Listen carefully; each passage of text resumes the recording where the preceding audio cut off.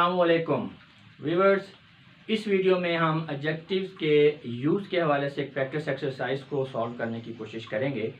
जैसा कि मैं तकरीबन अपनी हर एक वीडियो के दौरान आपको ये बात बताता हूँ कि किसी भी लैंग्वेज को सीखने के लिए प्रैक्टिस की बहुत ज़्यादा ज़रूरत होती है।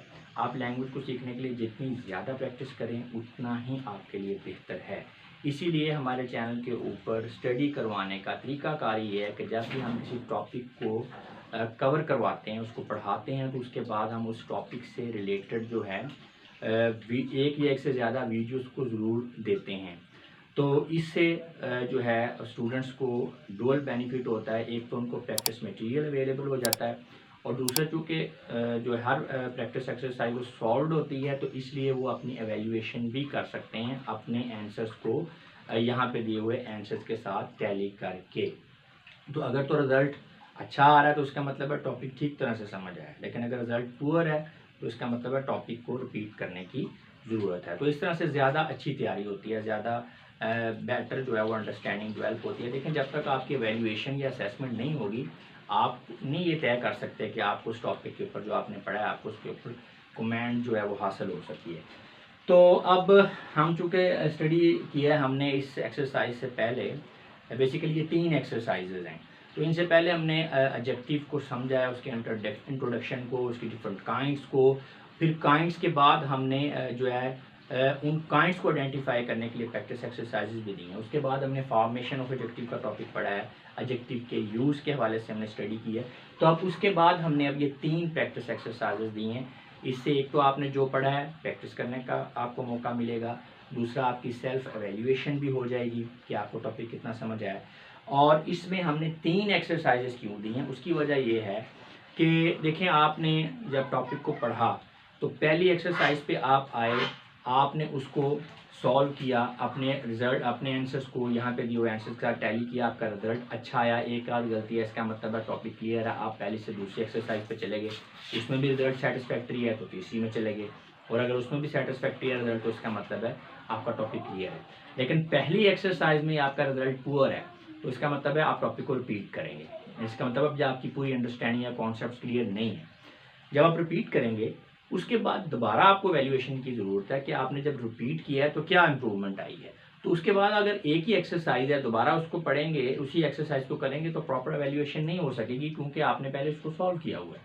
लिहाजा आपको चूँकि अनसीन जो है वो प्रैक्टिस एक्सरसाइज चाहिए नई वैल्यूएशन के लिए, तो लिहाजा पहली के बाद जब आप रिपीट करेंगे तो फिर आप रेपिटेशन के बाद जो है वो दूसरी एक्सरसाइज को सॉल्व करेंगे, तो वहाँ पे आपको प्रॉपर वैल्यूएशन मिलेगी कि जब आपने रिपीट किया है तो क्या इंप्रूवमेंट हुई है। उसमें भी रिजल्ट पुअर है तो इसका मतलब है अभी कुछ ज़्यादा इंप्रूवमेंट नहीं हुई। फिर रिपीट करेंगे, उसके बाद आप थर्ड एक्सरसाइज को करेंगे तो उसमें फिर आपकी असेसमेंट हो जाएगी कि आपने जब दोबारा इसको रिपीट किया है तो फिर क्या इम्प्रूव किया है। और इन प्रैक्टिस एक्सरसाइजेज का जो कॉम्प्लेक्सिटी लेवल है वो ऐसा ऐसा बढ़ता है। यानी पहली जो एक्सरसाइज है ज़रा सिंपल है, उससे जो सेकंड है वो कॉम्प्लेक्स है, और ये तीसरी वाली उससे भी कॉम्प्लेक्स है। तो जो इससे पहले वाली जो एक्सरसाइज थी उसमें हमने ये क्वेश्चन था कि आपने नाउन के साथ सूटेबल एडजेक्टिव यूज़ करना है। अब ये भी वैसे ही है, लेकिन पीछे वाली में ये था कि आप कोई भी एक एडजेक्टिव जो है वो यूज़ करें। यहाँ पे अब हमने एक से ज़्यादा एडजेक्टिव को यूज़ करना है, यानी जितने आप कर सकते हैं।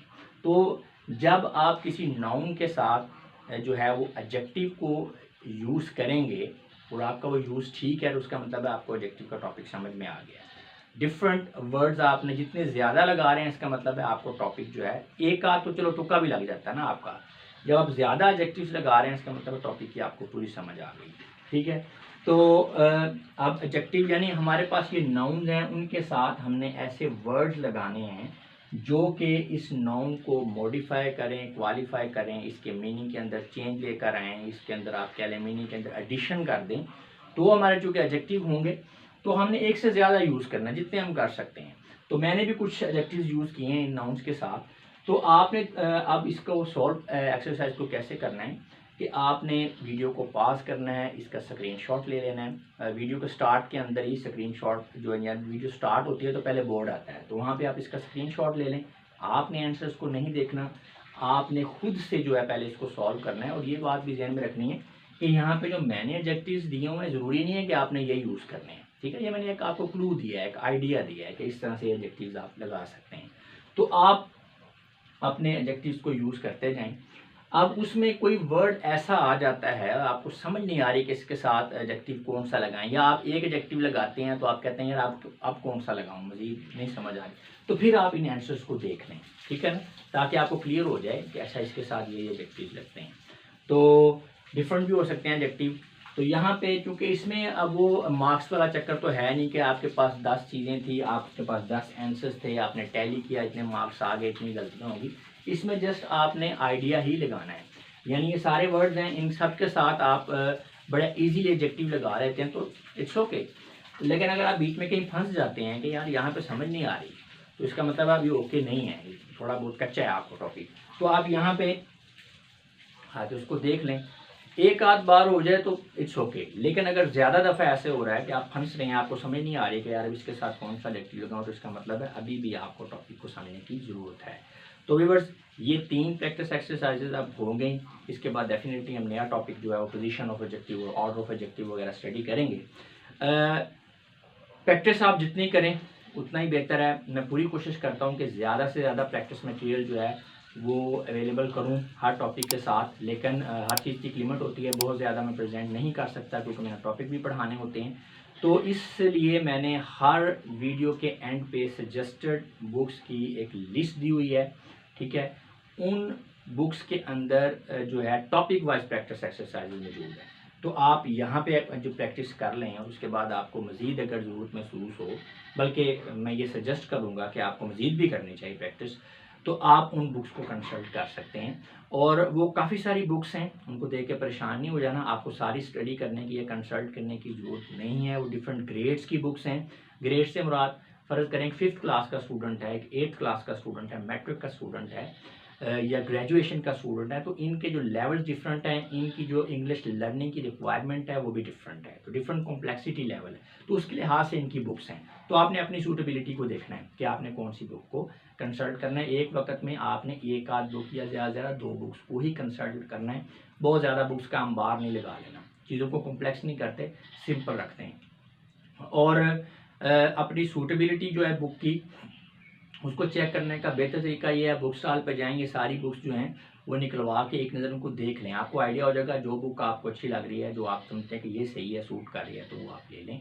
सारी बुक्स ही अच्छी हैं वैसे तो, और ये सारी बुक्स ऐसी हैं जो इजीली आपको किसी भी जो है वो अच्छे बुक स्टॉल से जो है अवेलेबल होंगी।